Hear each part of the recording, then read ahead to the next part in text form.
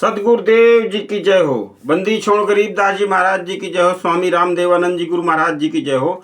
बंदी छोड़ पूर्ण परमेश्वर सतगुरु संत रामपाल जी महाराज जी की जय हो। बंदी छोड़ कबीर साहिब परमात्मा जी की जय। सत साहिब भगत भाइयों, सर्वप्रथम सदगुरुदेव जी के चरणों में वंदना। गुरुर ब्रह्मा गुरुर विष्णु गुरुर्देव महेश्वरा गुरुर साक्षाते पार ब्रह्म तस्मै श्री गुरुवे नमः। सात दीप नौ खंड में गुरु से बड़ा ना कोय, करता करे न कर सके गुरु करे सो होए। चंद लाइनें सदगुरुदेव जी के चरणों वंदना करते हुए, चरणों की स्तुति करते हुए। सतगुरुदेव आपके चरणों में, सतगुरुदेव आपके चरणों में मैं तुम्हें रिझाने आया हूँ। गुरुदेव आपके चरणों में, सतगुरुदेव आपके चरणों में मैं तुम्हें रिझाने आया हूँ। बाड़ी में तनक मिठास नहीं, फिर भी विनय सुनाने आया हूँ। गुरुदेव आपके चरणों में तुमसे लेकर क्या भेंट करूं। गुरुदेव आपके चरणों में तुमसे लेकर क्या भेंट करूं। गुरुदेव आपके चरणों में मैं भी इच्छुक हूँ, तुम दाता हो। मैं भी इच्छुक हूँ, तुम दाता हो। संबंध बताने आया हूँ। सदगुरुदेव आपके चरणों में सेवा की कोई वस्तु नहीं, फिर भी मेरा साहस देखो।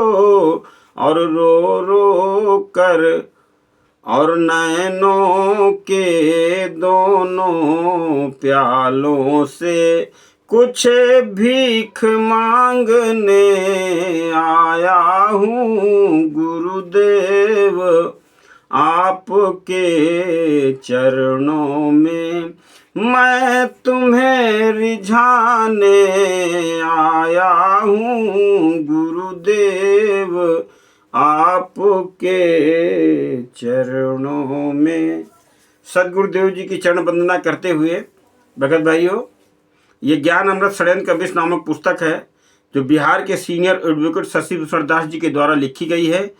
इसमें छुड़ानी, करौथा, बरवाला और 5 महिला और एक बच्चे की हत्या जो बरवाला आश्रम के अंदर डंडे से पीट पीट करके गुरु गद्दार राष्ट्रीय समाज सेवा समिति के गुंडों ने किया है, उनका पूरा काला चिट्ठा 20 सबूत कोर्ट की फाइल के सहित संलग्न है। हिंदी और हिंदी में हिंदी और इंग्लिश में बहुत ही सरल भाषा से इसमें माननीय वकील साहब ने इस पुस्तक को लिखा है।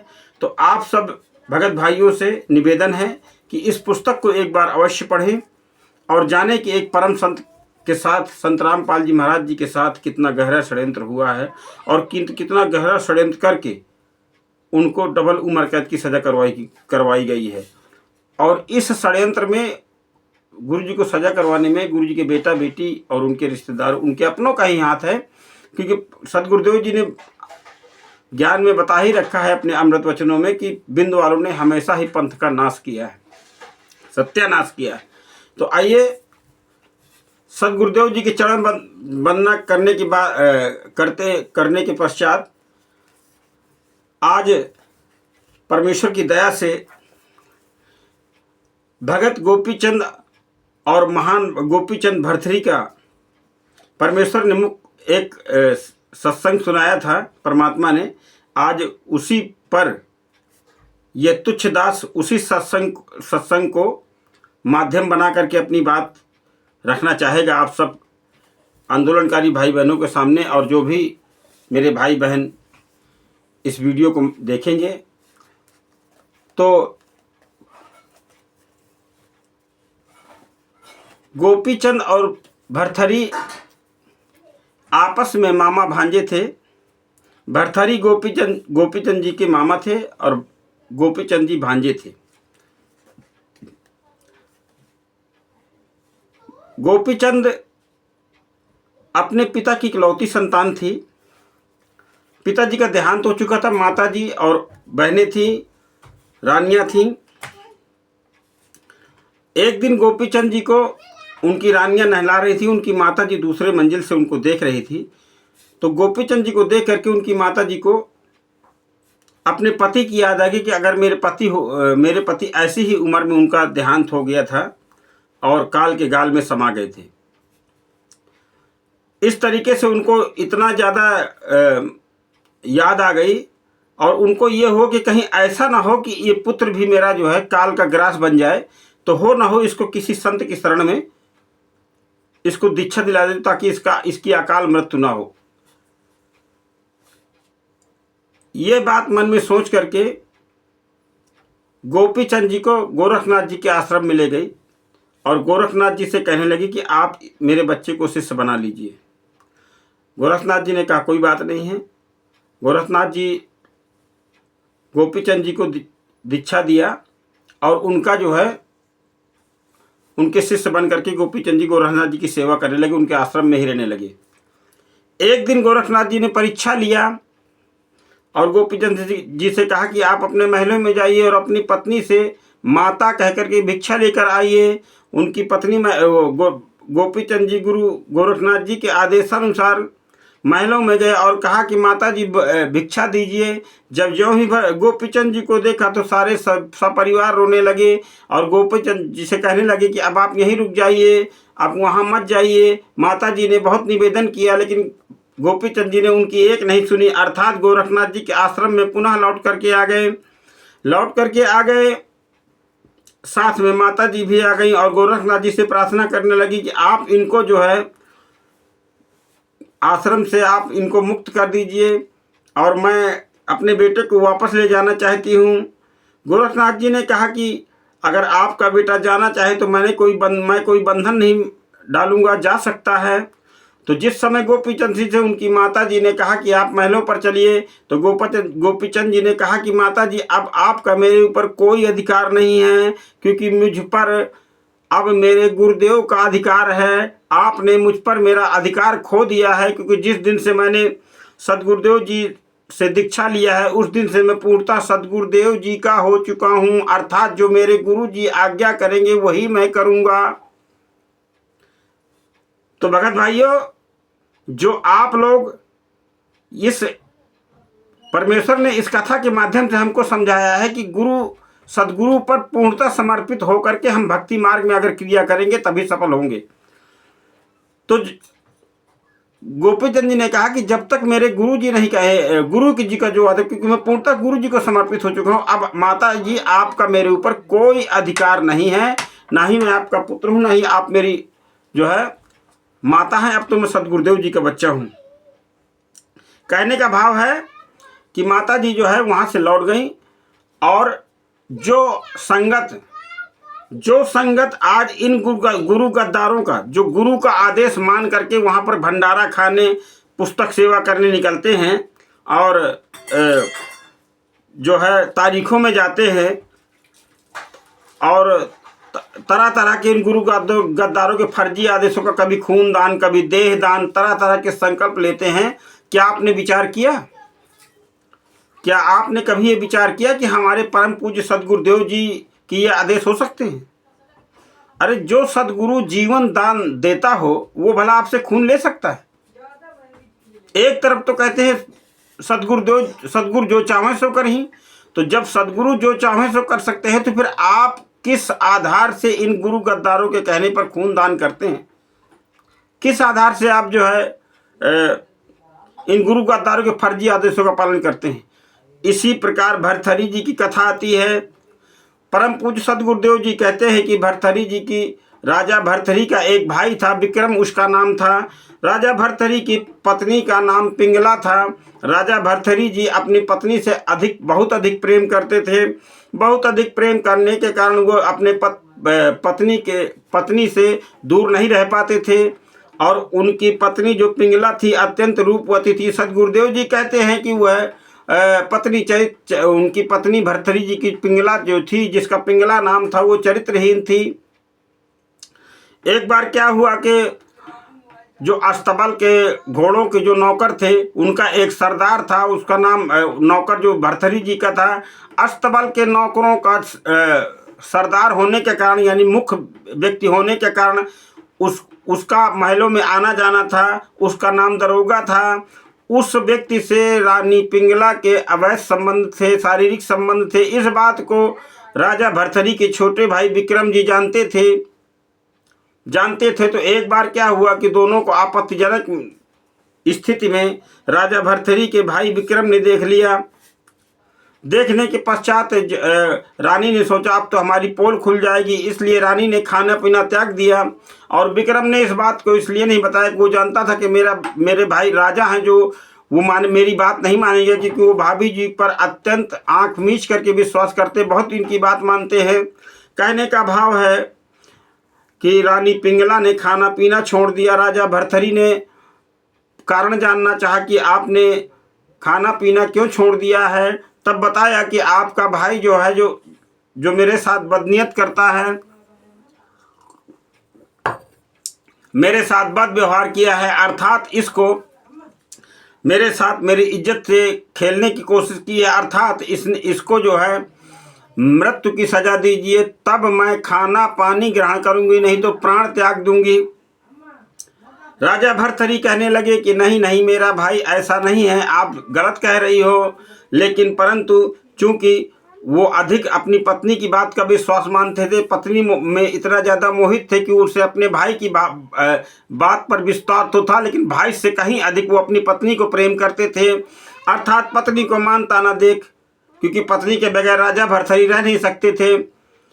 अपने भाई विक्रम को जान से मारने का आदेश पारित कर दिया और कहा, उनकी पत्नी पिंगला ने कहा था कि जब इसको मार के लाना तो सबूत में, यानी पहचान में इसकी दोनों आंखें निकाल लाना, तब मैं मानूंगी कि इसको आपने मार दिया है, नहीं तो मैं प्राण त्याग दूंगी, अन्न जल ग्रहण नहीं करूंगी। ऐसा ही हुआ।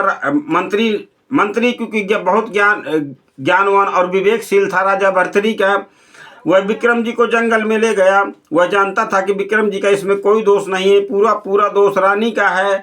लेकिन अब मंत्री करे तो क्या करे। उसने क्या किया कि एक मृग को मार करके उसकी आंख निकाल करके राजा के समक्ष प्रस्तुत कर दिया और विक्रम को भर्तृहरि जी के मामा जी की जो राजा थे उनके यहाँ सुपुर्द रखवा दिया और आंखें लेकर के राजमहल में पहुंच करके रानी को दिखा दिया। रानी फिर से वही पूरा व्यवहार करने लगी।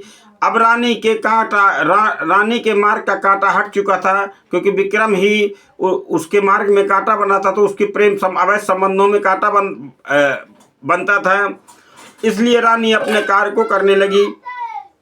इधर राजा भर्तृहरि एक दिन शिकार खेलने गए और एक मृग को तीर मार दिया और उधर से गोरखनाथ जी का आना हुआ। गोरखनाथ जी ने जब देखा कि इस बेजुबान मृग को राजा ने तीर मार दिया है, तो गोरखनाथ जी ने कहा कि अरे दुष्ट, तू राजा है, तुझे जीवों पर दया करना भी नहीं आती, इस जीव का क्या दोष है। और अपने स्वार्थ के लिए, अपने जीवा के स्वाद के लिए, अपने मन की इच्छा को पूर्ति करने के लिए इस जीव का तूने वध कर दिया। ज्यों ही ये कटु वचन सुने, ज्यों ही, क्योंकि संत तो साची बोलते हैं, खरी बोलते हैं, अगले आदमी को अच्छी लगे चाहे बुरी लगे, क्योंकि संत तो जानते हैं कि इससे इसका कल्याण होना होगा तो हो जाएगा। राजा भर्तृहरि जी पहले तो बहुत क्रोधित हुए, लेकिन संत क्योंकि वो गोरखनाथ जी संत थे, तो उन्होंने तो अपने क्रोध को थोड़ा सा कंट्रोल करते हुए कहा कि अगर आप जीवों पर इतने ही दयावान हैं और जीवों पर इतनी ही दया रखते हैं, तो इस हिरण को जीवित करके दिखा दीजिए, तो मैं मान लूँगा। कि जो है आप जो है जीवों पर बहुत दया करते हैं और आप एक संत हैं, नहीं तो ये चोला अगर जीवित नहीं हुआ है तो ये चोला उतार करके रख दीजिए, और आप फिर संत नहीं हैं। तब गोरखनाथ जी ने भर्तहरि जी से कहा कि अगर मैंने जीवित कर दिया, अगर मैं जीवित नहीं कर सका तो आपके अनुसार मैं संताई छोड़ दूंगा, और अगर इस हिरण को मैंने जीवित कर दिया तो आपको अपना मेरा शिष्य बनना पड़ेगा। पहले तो आपको राजा होकर के सब पर दया करना चाहिए, जीवों पर भी दया करें, मनुष्यों पर भी, क्योंकि आप एक राजा पद पर हैं। यहाँ पर परमेश्वर सदगुरु संत रामपाल जी महाराज की एक वाणी आती है। परमेश्वर ने मुख कमल से हम जीवों को समझाने के लिए तरह तरह के अनमोल सत्संग मुख कमल से बोले हैं, 33 अरब वाणियाँ बोली हैं। फिर भी हम इन गुरु गद्दार राष्ट्रीय समाज सेवा समिति के आदेशों का पालन करके अपनी भक्ति पुण्य कमाई नाश करके नरक लोक के वासी होना चाहते हैं। क्या बताते हैं परमेश्वर अपनी अमृतवाणी में कि झोटा बकरा मुर्गा ताई रामा लेखा सब ही लेत गोसाई, मृगा मोर मारे मम हंता रामा है अचराचर जीव अनंता।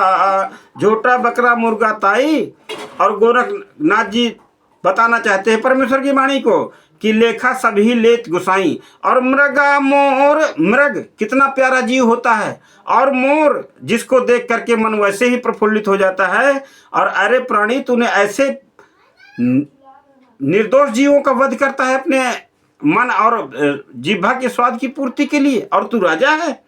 क्या बताते हैं कि झोटा बकरा मुर्गा ताई रामा लेखा सब ही लेत गोसाई, मृगा मोर मारे मम हंता रामा है अचराचर जीव अनंता, जीभा स्वाद हिते है प्राणा रामा, नीमा नास गया हम जाना, सुरापान मद मासा हरि रामा, गमन करें भोग पर नारी, 70 जन्म कटत हैं शीशम रामा, साक्षी साहब हैं जगदीशम, सुरापान मद मांसाहारी गमन करे भोग पर नारी, 70 जन्म कटत है शीशम,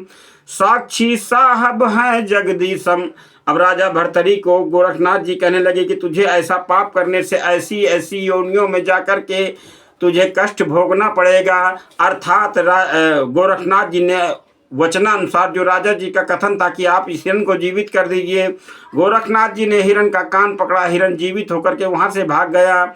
अब वचनानुसार राजा से कहा कि अब आप मेरे से दीक्षा लो और ये राजपाट त्याग करके भक्ति करिए, क्योंकि आपका हमारा वायदा था। लेकिन राजा चरणों में गिर पड़े। भर्तहरि जी चरणों में गिर करके कुछ दिन की मोहलत मांगने लगे कि महाराज मुझको क्षमा करो, मेरे राज्य के बहुत से कार्य अधूरे हैं और मैं उन कार्यों को पूरा करके आपके वचनानुसार आपका शिष्य बन जाऊंगा और परमात्मा की भक्ति करूंगा। तब गोरखनाथ जी ने कहा कोई बात नहीं, आप अपने राज्य के कामों को निपटा लीजिए और जब आपका राज्य से मोह भंग हो जाए तो हमारी शरण में आ जाइएगा, हम आपको दीक्षा देंगे, आपको परमात्मा के मार्ग की ओर अग्रसर करने का मार्ग बताएंगे। ऐसा ही हुआ। राजा महलों में अपने राज्य का पाठ के काम देखने लगा। गोरखनाथ जी ने एक साधु का भेष बना करके राजमहल के दरबार राजा के पास पहुँचे और एक दिव्य फल उनको दिया। और फल को दे करके कहा कि जो इस फल को खाएगा उसकी आयु बढ़ जाएगी। राजा ने विचार किया कि मैं इस फल को क्या करूँगा, चूँकि राजा अपनी पत्नी पिंगला को बहुत ज़्यादा चाहते थे। इसलिए राजा ने सोचा, राजा भर्तहरि जी ने, कि ये फल मैं अपनी रानी पिंगला को खिला दूंगा तो उसकी उम्र बढ़ जाएगी, क्योंकि मैं तो उसके बगैर जीवित ही नहीं रह सकता। अर्थात इस विवेक के अनुसार, इस अपनी सोच के अनुसार राजा भर्तहरि जी ने वह फल अपनी पत्नी पिंगला को दे दिया।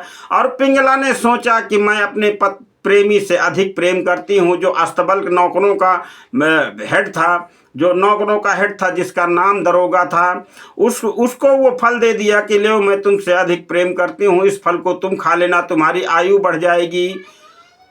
दरोगा जो रानी का प्रेमी, रानी पिंगला का प्रेमी था, वो एक वेश्या के यहाँ उसका आना जाना था। वह वेश्या को रानी से अधिक चाहता था। उसने सोचा मैं इस फल को उस वेश्या को दे दूंगा और वह वेश्या ये फल खा करके उसकी उम्र बढ़ जाएगी और वो अधिक समय तक जो है जीवित रहेगी, क्योंकि मैं उसके बगैर नहीं रह सकता।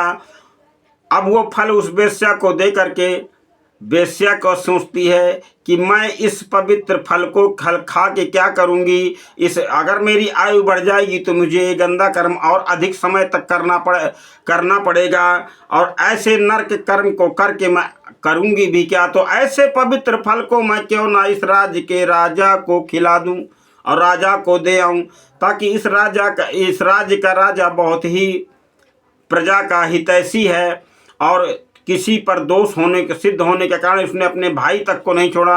अर्थात वेश्या ने उस फल को राजा तक पहुंचा दिया। अब अपने ही द्वारा दिए गए फल को जब पुनः राजा एक वेश्या के द्वारा प्राप्त करते हैं, तब उनसे पूछते हैं कि आपको ये फल किसने दिया। तो बताया कि मुझको तो ये फल आपके अस्तबल में जो नौकरों का हेड है दरोगा जिसका नाम है, उसके द्वारा मिला है। दरोगा को बुला करके पूछा कि तुमको ये फल किसके द्वारा मिला है। तो कहने लगे कि ये फल तो मुझे आपकी रानी पिंगला जी के द्वारा मुझको मिला हुआ है। अब ज्यों ही रानी पिंगला से महलों में जा करके पूछा कि ये जो फल मैंने आपको दिया था क्या आपने उसको खा लिया है। रानी पिंगला ने कहा मैंने तो उसको जाने कब खा लिया था, आप खामखा मुझ पे शक करते रहते हैं और मुझ पर आपका पूर्ण विश्वास नहीं, इस तरीके से मुझको हमेशा सांकेतिक दृष्टि शक की दृष्टि से देखते हैं। इन सारे कथनों को देख करके राजा भर्तृहरि की बुद्धि खुल गई, बुद्धि का ताला खुल गया। जो अज्ञान का ताला बंधा हुआ था, जो मोह सब जगह जकड़ा हुआ था, जिस पत्नी पर वो ज़्यादा विश्वास करते थे, उन्हीं पत्नी के द्वारा आज उन्हें बहुत बड़ा विश्वासघात धोखा मिला। तो यहाँ पर व्यास जी कहना चाहते हैं। व्यास जी अब चंद लाइनों के माध्यम से यहाँ पर व्यास जी क्या कहते हैं कि भैया देखो खूब विचार, जगत में 4 तरह की नार, पहली नारी उत्तम जानो, रामा ऐसा भेद बतावे, अपने पति को ईश्वर माने, रामा सेवा करे सिहावे, पर पति का मुंह देखन कारण, रामा पल के नहीं उठावे, अपने पति के संग के कारण देती अंग पजार, जगत में देखो खूब विचार, जगत में 4 तरह की नार, अपने पति के तन के कारण देती अंग पजार का मतलब पहले सती प्रथा थी, तो सती अपने पति के अंग के कारण, शरीर के कारण देती अंग पजार, सती हो जाती थी मतलब जल जाती थी। तो अपने पति के संग के कारण देती अंग पजार, जगत में देखो खूब विचार, जगत में 4 तरह की नार। व्यास जी अब दूसरी कि भाई नार दूसरी मध्यम जानो, बोले मीठी बानी, पर पति को भ्राता समझाने, रामा सुख दुख रही भुलानी। नार दूसरी मध्यम जानो, नार दूसरी मध्यम जानो, बोले मीठी बानी। और पर पति पर जब हो जाती, जब कोई पराये मर्द को देखती है तो पिता और भ्राता के, पर पति को भ्राता समझाने, रामा राखे नहीं गिलानी, देवी अंत कहावे नारी, रामा कह गए व्यास बखानी, देवी बन के इस दुनिया में कर, उस नारी को दुनिया वालों देवी कहें पुकार, जगत में देखो खूब विचार, जगत में 4 तरह की नार। अब व्यास जी तीसरे नंबर पे क्या बताना चाहते हैं कि रामा नार तीसरी लघु चंचलता रहती है चितवन में, रामा नार तीसरी लघु चंचलता रहती है चितवन में, जग जाहिर में कुल की आन कान के कारण रामा जाए न अंत सदन में। रामा नार तीसरी लघु चंचलता रहती है चितवन में। कुल की आन कान के कारण जाए रामा जाए न अंत सदन में। कि रामा आन नार तीसरी लघु चंचलता रहती है चितवन में। रामा आन पुरुष देखन की इच्छा हरदम रखती मन में। कुल की आन कान के कारण रामा जाए न अंत सदन में। ऐसी नारी विधवा हो जाती है रामा बालापन में। अब व्यास जी कह रहे हैं कि ऐसी नारी बालापन में ही विधवा हो जाती है। अब विधवा बन के इस दुनिया में जीवन करती पार। जगत में देखो खूब विचार, यह जग में चार तरह की नार। कि रामा चौथी अधम अधम कर मन को हरदम रहे तैयार। जग जाहिर में एक पति है रामा गुपत रखे 10 चार। जोड़ जोड़ में दर्द बतावे रामा बनी रहे बीमार। पति बिचारा करे दवाई उतरे नहीं बुखार। जगत में देखो खूब विचार, जगत में चार तरह की नार। राजा ने अगले ही दिन सभा लगाई, मंत्री को बुलाया और चारों को एकत्रित करके चारों को दरोगा को तो दंडित कर दिया, नौकरी से निकाल बर्खास्त कर दिया। और वैश्या जी को बहुत सारा मान सम्मान दे करके कि तुमने जो है बहुत ही अच्छा कार्य किया, उसको सम्मानित करके उसको वहां से भगा दिया और राजपाट का त्याग कर दिया।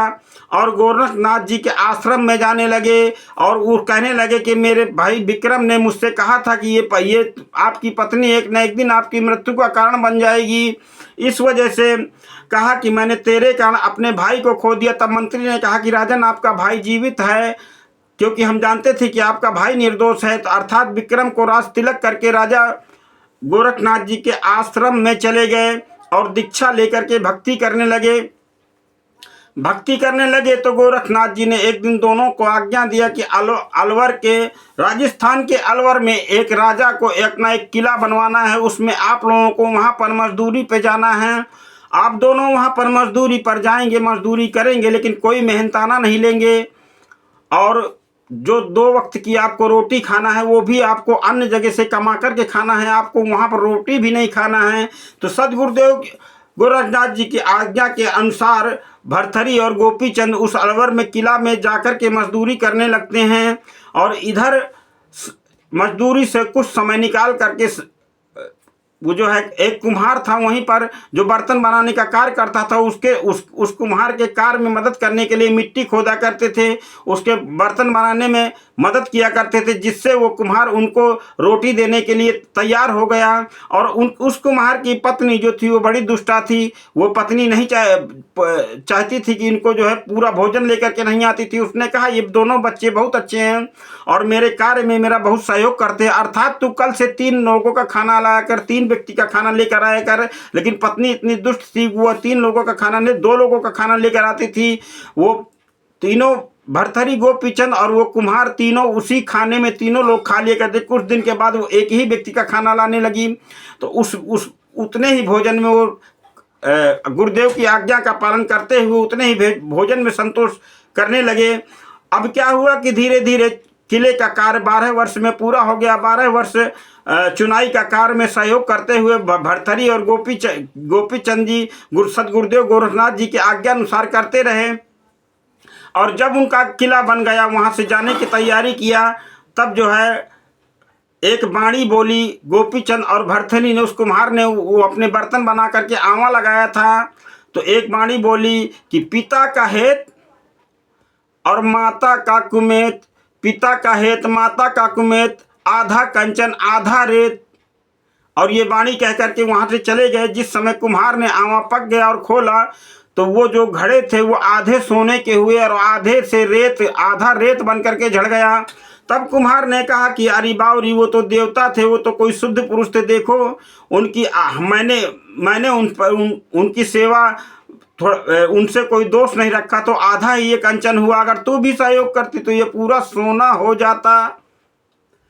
कहने का भाव है, परम पूज्य सदगुरुदेव जी बताते हैं कि सदगुरुदेव जी के वचनों पर चलने से ही आपका कल्याण होगा। जैसे गोपीचंद भरथरी के सदगुरुदेव जी की आज्ञा का, वचनों का पालन किया। ये नहीं सोचा कि भला मजदूरी करने से क्या किसी का मोक्ष हो जाएगा, ये मजदूरी करने से भक्ति हमारी बढ़ेगी, ये विचार नहीं किया। गुरु जो गुरु जी ने कहा, तो हम पूरी दुनिया के सामने परम पूज्य सदगुरुदेव संत रामपाल जी ने महाराज जी ने कहा कि राष्ट्रीय समाज सेवा समिति मेरी नहीं है, वो गुंडे मेरे नहीं थे।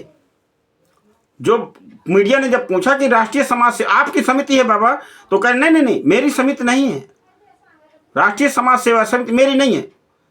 और वो गुंडे किसके थे? वो राष्ट्रीय समाज सेवा समिति के थे। लेकिन फिर भी संगत अपने सदगुरुदेव जी के वचनों को मानने को तैयार नहीं है। पूरी दुनिया के सामने परमात्मा ने बोला, और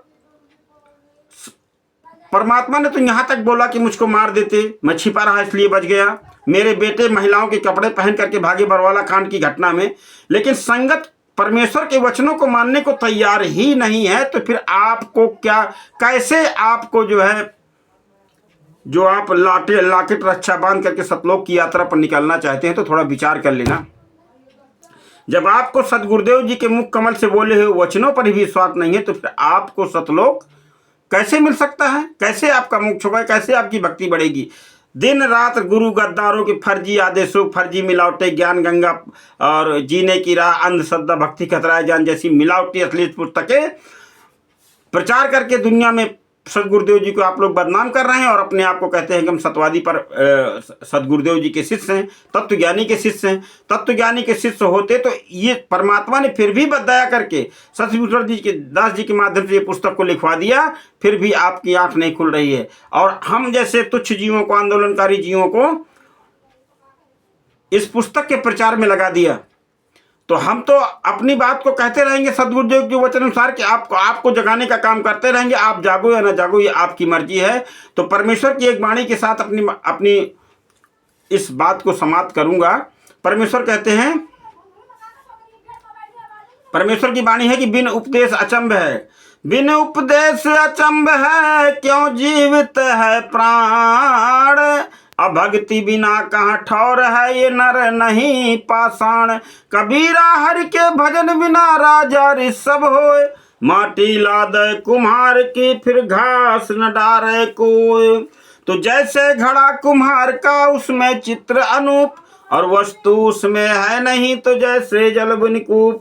भगत भाइयों, आपसे निवेदन है, ये ज्ञान अमृत षड्यंत्र का विष नामक पुस्तक है, इसको अधिक से अधिक मंगवाइए और अधिक से अधिक इसका प्रचार कीजिए। इसमें सदगुरुदेव जी के साथ हुए सारे षड्यंत्रों का खुलासा विष सबूत कोर्ट की फाइल सहित संलग्न है। किन किन लोगों ने सदगुरुदेव जी के खिलाफ कोर्ट में गवाही दिया है, किन की गवाही देने से सदगुरुदेव जी को डबल उम्र कैद हुआ है। इसलिए आपसे हमारा पुनः निवेदन है कि ज्ञान अमृत षड्यंत्र का विष पुस्तक जरूर मंगवाएं और इसका अध्ययन करें, और इस पुस्तक को पूरी दुनिया में प्रचार करें, ताकि सदगुरुदेव संत रामपाल जी महाराज जी के साथ हुए षड्यंत्र को पूरी दुनिया जान सके। सत साहिब सदगुरुदेव की जय।